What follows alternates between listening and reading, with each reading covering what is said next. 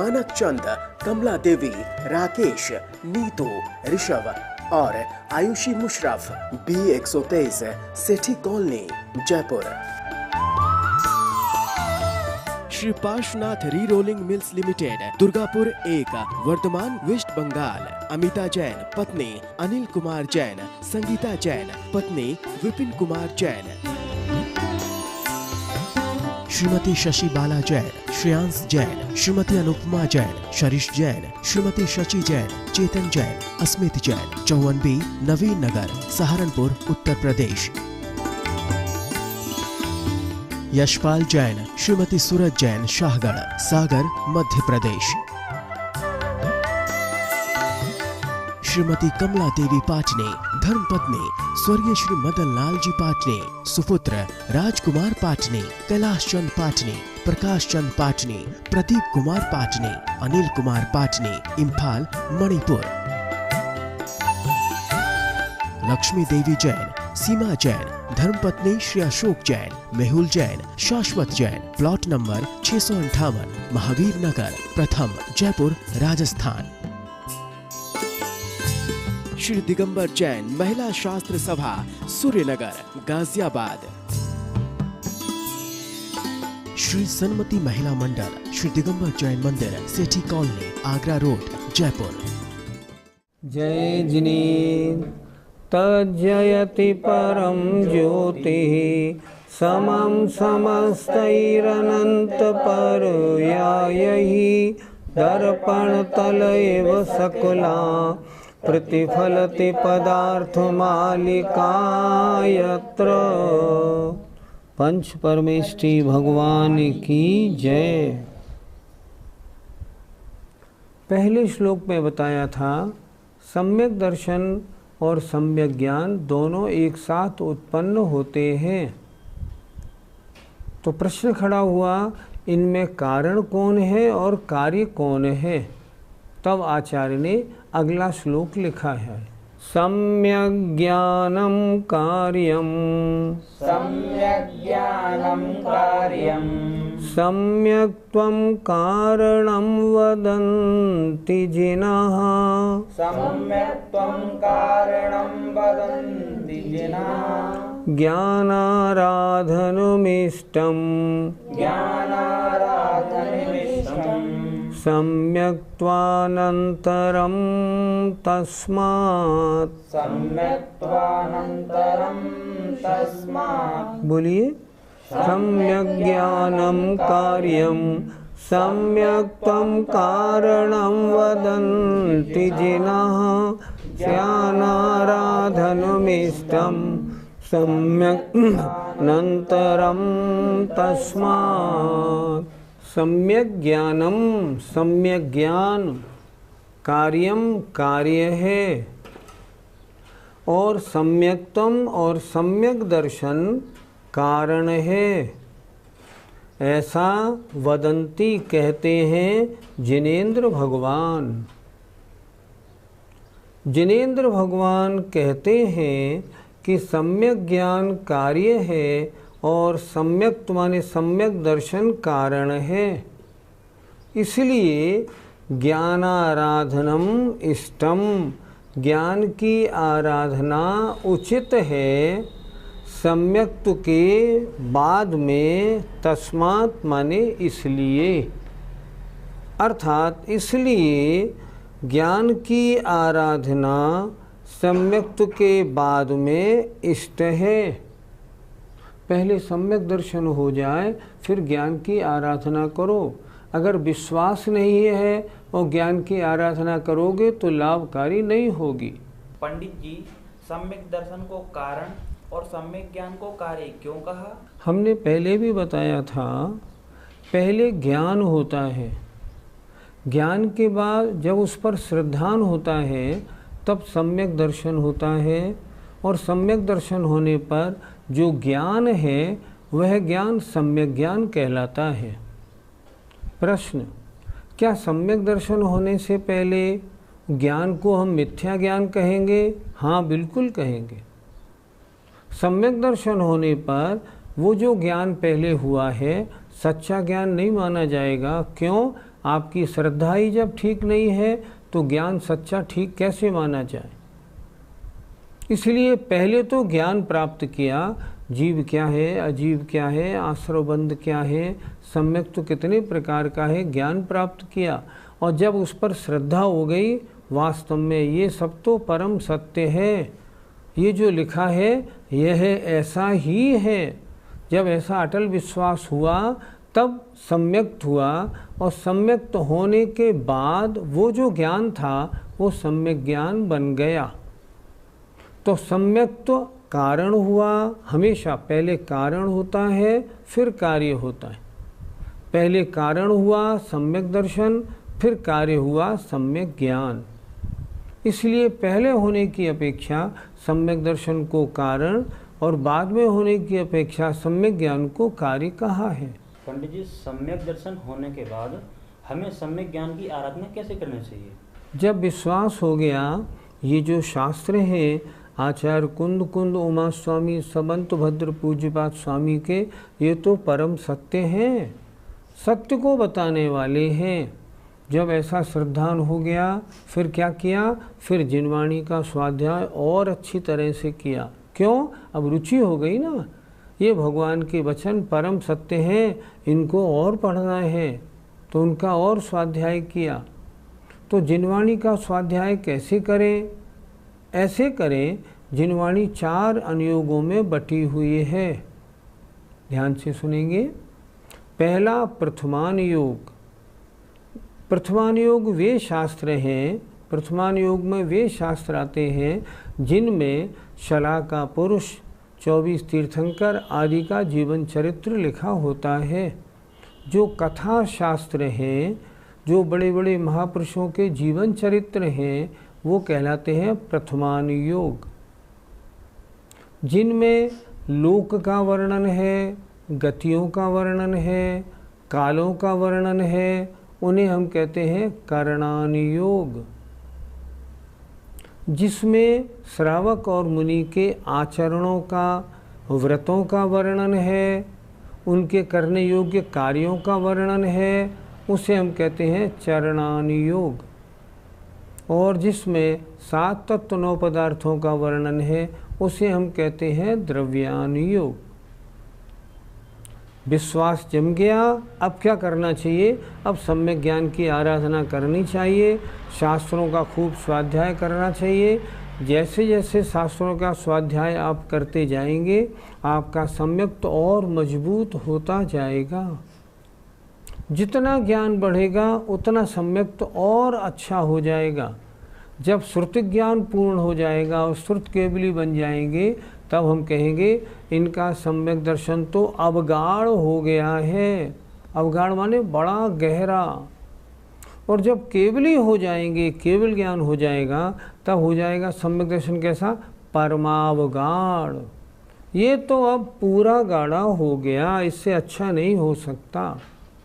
इसलिए ज्ञान का सम्यक के साथ भी संबंध है। इसलिए पहले विश्वास हो जाए, विश्वास के बाद फिर सम्यक ज्ञान की आराधना करनी चाहिए, चारों अनुयोगों के शास्त्र पढ़ के। एक बात और बता दूं, किस अनुयोग में कौन से शास्त्र आते हैं ये भी तो बताएं। प्रथमान योग में शास्त्र आते हैं आदि पुराण, उत्तर पुराण, पद्म पुराण, हरवंश पुराण आदि कथा साहित्य। करणान योग में शास्त्र आते हैं त्रिलोक सार, त्रिलोय परिणति, लोक विभाग, सिद्धांत सार संग्रह आदि। इनमें 3 लोक का वर्णन है, 4 गतियों का वर्णन है। इसके अलावा और भी जो कालों का वर्णन है, दुखमा सुखमा, उन सब का वर्णन पाया जाता है। करणान योग। चरणान योग अगर हम श्रावक के आचरण में देखें, रत्करण, श्रावकाचार, पुरुषार्थ, सिद्धिपाय आदि ग्रंथ। मुनि के आचरण की अपेक्षा देखें तो मूलाचार, आचार सार, मूलाचार प्रदीप आदि ग्रंथ हैं। ये चरणान योग के ग्रंथ हैं। और द्रव्यान योग में समय सार, द्रव्य संग्रह, तत्वार्थ सूत्र, पंचास्तिकाय आदि ग्रंथ आते हैं। इनका हमें स्वाध्याय करना चाहिए। यदि हमारे पास स्वाध्याय के 4 घंटे हों तो हम किस अनुयोग का स्वाध्याय करें? चारों अनुयोग आवश्यक है।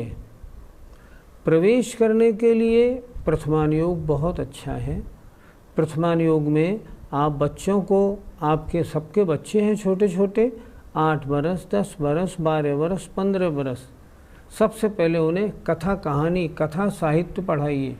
इससे क्या होगा, उनकी रुचि स्वाध्याय में लग जाएगी। उसके बाद क्रम से पहले, उसके बाद फिर करणानुयोग पढ़ाएं, फिर चरणानुयोग पढ़ाएं, फिर द्रव्यानुयोग पढ़ाएं। ये क्रम आचार्यों ने दिया है। समंतभद्र महाराज ने पहले प्रथमानुयोग, करणानुयोग, चरणानुयोग और द्रव्यानुयोग स्वाध्याय करने का यही क्रम बताया है। अगर इस क्रम से आप स्वाध्याय नहीं करेंगे तो आपका स्वाध्याय सही फल देने वाला नहीं होगा। जब तक क्रम से ज्ञान नहीं होगा तब तक बात नहीं बनेगी। कुछ लोग आजकल क्या कहते हैं, बस द्रव्यानुयोग का स्वाध्याय कर लो काफ़ी है, और अनुयोगों से हमें क्या लेना देना। नहीं, ऐसा नहीं। इसीलिए जो द्रव्यानुयोग के स्वाध्यायी हैं वे द्रव्यानुयोग के स्वाध्याय को समझ ही नहीं पाए। द्रव्यानुयोग का शास्त्र है जैसे समयसार। आपने समयसार पढ़ना तो सीख लिया, लेकिन अभी आपको कुछ नहीं मालूम। मैं तो जहाँ जहाँ शिविर लगाता हूँ, मेरी इन समयसार पढ़ने वालों से खूब चर्चाएं होती हैं। मैं देखता हूँ अभी इन्हें तत्वों का भी ज्ञान नहीं। ज्ञान क्यों नहीं? ज्ञान इसलिए नहीं कि क्रम से स्वाध्याय नहीं किया ना। अगर क्रम से स्वाध्याय हुआ होता, पहले प्रथमानुयोग, फिर करणानुयोग, फिर चरणानुयोग, फिर द्रव्यानुयोग, वे चरणानुयोग का स्वाध्याय तो करते ही नहीं। अब उन्हें आचरण कैसे मालूम पड़ेगा? करणानुयोग तो अभी जानते ही नहीं। जब करणानुयोग नहीं जानते तो द्रव्यानुयोग की बात होगी कैसे? इसलिए चारों अनुयोगों का स्वाध्याय करने योग्य है। कैसे स्वाध्याय करें? 4 घंटे आपने कहा मेरे पास है, तो आप 1-1 घंटे चारों का स्वाध्याय करें। हमको सम्यक ज्ञान की आराधना किस तरह से करनी चाहिए? क्रम से सम्यक ज्ञान की आराधना करो। हमने देखा बहुत जगह स्वाध्याय होती है, बहुत से लोग 10, 15, 20 लोग बैठे होते हैं। वो बैठे रहते हैं, सिर हिलाते रहते हैं, और 10-20 सालों से वो स्वाध्याय कर रहे हैं। अगर उनसे कुछ भी पूछो, उन्हें अभी कोई नॉलेज नहीं है। क्यों नॉलेज नहीं है? क्रम से स्वाध्याय नहीं किया, बीच में बैठ गए। अब कैसे बनेगी बात? आपने शुरू किया और समयसार से आपने अध्ययन करना शुरू कर दिया, आपने प्रारंभ से क्यों नहीं पढ़ा? आपको कुछ भी ज्ञान नहीं होगा। मैं तो जहाँ शिविर लगाता हूँ ऐसे लोगों से प्रश्न पूछता हूँ, बताइए निर्जरा कहाँ से प्रारंभ होती है? अब वो क्या कहते हैं, चतुर्थ गुणस्थान से प्रारंभ होती है। मैं कहता हूँ आपने शास्त्रों को नहीं पढ़ा। क्या पहले मिथ्यात्व गुणस्थान में नहीं होती निर्जरा? वो कहते हैं सविपाक। मैं कहता हूँ नहीं, अविपाक निर्जरा होती है, वो हो ही नहीं सकती। भैया शास्त्रों को तो पढ़ो। आपने तो समयसार पढ़ना शुरू कर दिया, आपने पहले शास्त्र तो पढ़े नहीं। तो किस क्रम से पढ़ें? सुनिए, सबसे पहले तो बालबोध पढ़ो। बालबोध पढ़ने के बाद 6 डाला पढ़ो। 6 डाला के बाद द्रव्य संग्रह, द्रव्य संग्रह के बाद रथकरण श्रवकाचार, फिर पढ़ो तत्वार सूत्र। तत्वार सूत्र की जब अच्छी तरह अध्ययन आप कर लोगे, अब अगर आप समयसार पढ़ोगे ना, आपको कोई मतभेद, कोई डिस्टर्बेंस, कोई गड़बड़ी नज़र ही नहीं आएगी। आज जो लोग अलग अलग तरह की बात करते हैं वो क्यों करते हैं? क्योंकि उनका स्वाध्याय क्रम से नहीं है। तत्वार सूत्र हो गया। अब आप एक काम और कर लो, करणानुयोग दीपक भाग 1 और भाग 2 का स्वाध्याय और कर लो। अब गुणस्थान और कर्म व्यवस्था में आप कहीं भी भटकेंगे नहीं। फिर आप किसी भी ग्रंथ का स्वाध्याय करें, आपके लिए मैदान खुला है।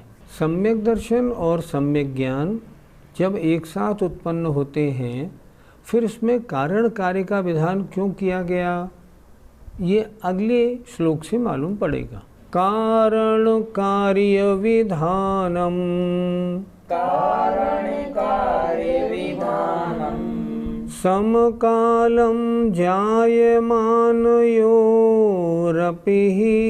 समकालं जायमानयोरपि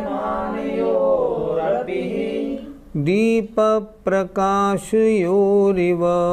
दीपप्रकाशयोरिव सम्यक्त्वज्ञानयोः सुघटम् सम्यक्त्वज्ञानयोः सुघटम्। बोलिए। कारणकार्यविधानं समकालं जायमानयोरपि दीपप्रकाशयोरिव सम्यक्त्वज्ञानयोः सुघटम्। कारण और कार्य का विधान, एक एक शब्द को देखिए। कारण और कार्य का विधान, समकालम एक समय में, जायमानयोरपि उत्पन्न होने पर भी, अर्थात सम्यक दर्शन और सम्यक ज्ञान में कारण और कार्य का विधान एक समय में उत्पन्न होने पर भी दोनों एक साथ उत्पन्न होते हैं। सम्यक दर्शन हुआ और सम्यक ज्ञान हो गया, 1 मिनट 1 सेकंड का भी अंतर नहीं पड़ता। उत्पन्न होने पर भी कैसे, उदाहरण दे रहे हैं, दीप और प्रकाश इन दोनों की तरह।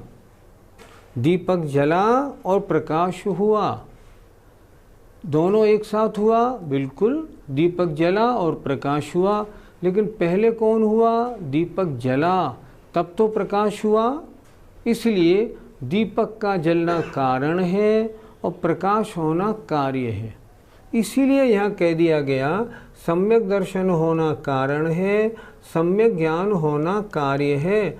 यद्यपि एक समय में दोनों उत्पन्न हो रहे हैं, दीपक का जलना और प्रकाश का होना एक समय का कार्य है, फिर भी उनमें कारण और कार्य का विधान है।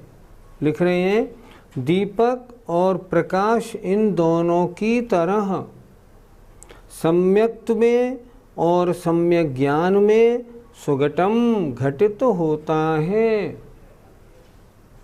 अर्थात जैसे दीपक के जलने पर प्रकाश होता है, उसी प्रकार सम्यक दर्शन होने पर सम्यक ज्ञान होता है। इसलिए जैसे दीपक कारण है और प्रकाश कार्य है, इसी तरह सम्यक दर्शन कारण है और सम्यक ज्ञान कार्य है। इसलिए कारण कार्य विधान दीपक और प्रकाश की तरह अच्छी प्रकार घटित होता है। पंडित जी, यदि किसी जीव को सम्यक दर्शन न होवे और उसका जो अंग पूर्व का ज्ञान है, क्या वो ज्ञान मिथ्या ज्ञान कहलाएगा? जब तक सम्यक दर्शन नहीं है तब तक उस जीव का ज्ञान मिथ्या ज्ञान कहो, अज्ञान कहो, कुज्ञान कहो, एक ही बात।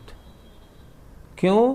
क्योंकि श्रद्धा नहीं, सम्यक दर्शन नहीं, तो ज्ञान के आगे सम्यक का टाइटल नहीं लगेगा, चाहे कितना भी हो जाए।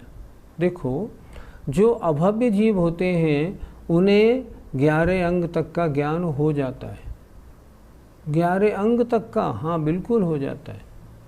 जो मिथ्या दृष्टि हैं वे 11 अंग और 10 पूर्व तक का ज्ञान कर लेते हैं। जब 10वें पूर्व का पाठ करते हैं, उसका नाम है विद्यानुवाद। तो बहुत सारी विद्याएं सब सामने आके खड़ी हो जाती हैं, हे भगवान हमें स्वीकार कीजिए।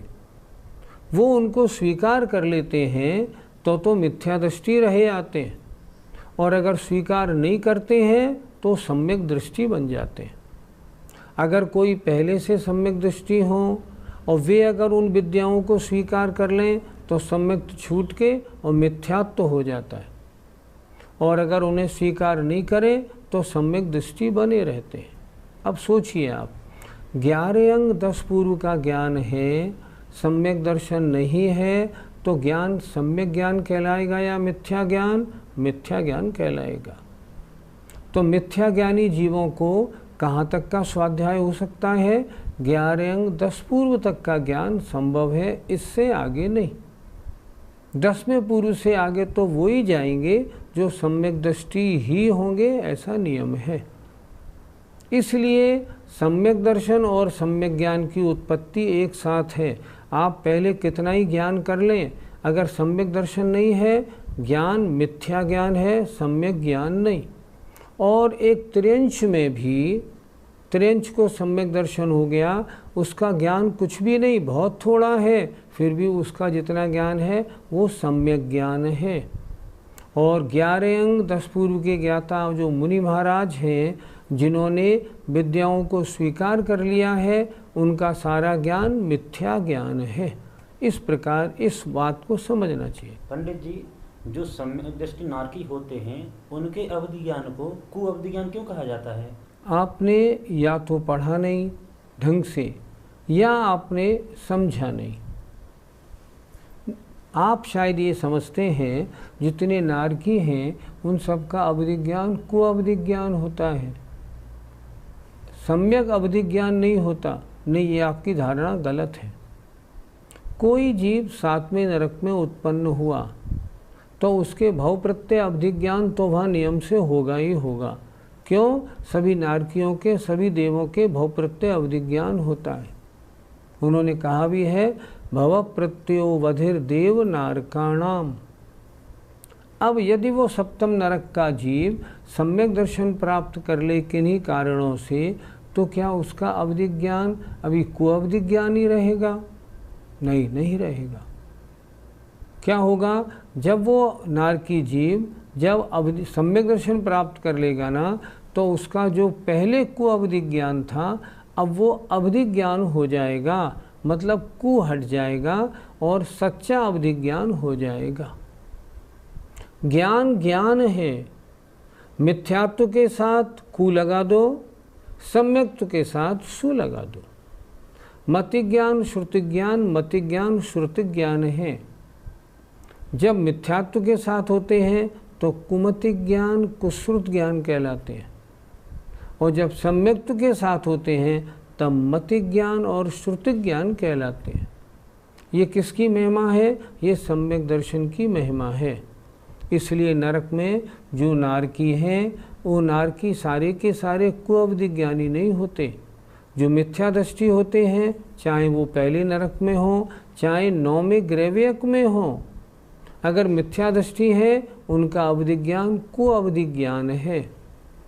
और नारकी 7वें नरक का नारकी भी हो, अगर वो सम्यक दृष्टि है, तो उसका अवधि ज्ञान है, सम्यक ज्ञान है। क्यों? सम्यक दर्शन होने पर ज्ञान सम्यक ज्ञान हो जाता है। इस अपेक्षा से पंडित जी, ऐसा कारण कार्य का विधान क्या और कहीं भी लागू होता है? बहुत जगह लागू होता है। जैसे आश्रव कारण है और बंध कार्य है। पहले क्या होगा? पहले आश्रव होगा, फिर बंध होगा। लेकिन कितने समय बाद बंद होगा? नहीं, एक समय के हैं। जिस समय में आश्रव, उसी समय में बंध। जैसे जिस समय सम्यक दर्शन, उसी समय सम्यक ज्ञान। दोनों में समय भेद नहीं। हाँ, आगे पीछे का कारण कार्य का विधान आप कह सकते हैं, वो अलग बात है। पहले आश्रव होगा तभी तो बंद होगा, बिना आश्रव के बंद नहीं होता। तो जैसे पहले आश्रव बाद में बंद होता है, उसी तरह पहले सम्यक दर्शन बाद में सम्यक ज्ञान होता है। इसलिए इसमें कारण और कार्य का विधान है। यद्यपि एक साथ उत्पन्न होते हैं, फिर भी जो पहले हुआ वो कारण, बाद में हुआ वो कार्य, ऐसा विधान करने की विधि है जो सर्वथा उचित है। जय जिनेंद्र। मानक चंद, कमला देवी, राकेश, नीतू, ऋषभ और Ayushi Musharraf, B123, Sethi colony, Jaipur. Shri Parshwanath re rolling mills limited, Durgapur 1, Bardhaman, west Bengal. Amita Jain, पत्नी अनिल कुमार जैन, संगीता जैन, पत्नी विपिन कुमार जैन। श्रीमती शशि बाला जैन, श्रेयांश जैन, श्रीमती अनुपमा जैन, शरीश जैन, श्रीमती शशि जैन, चेतन जैन, अस्मित जैन, 54B, नवीन नगर, सहारनपुर, उत्तर प्रदेश।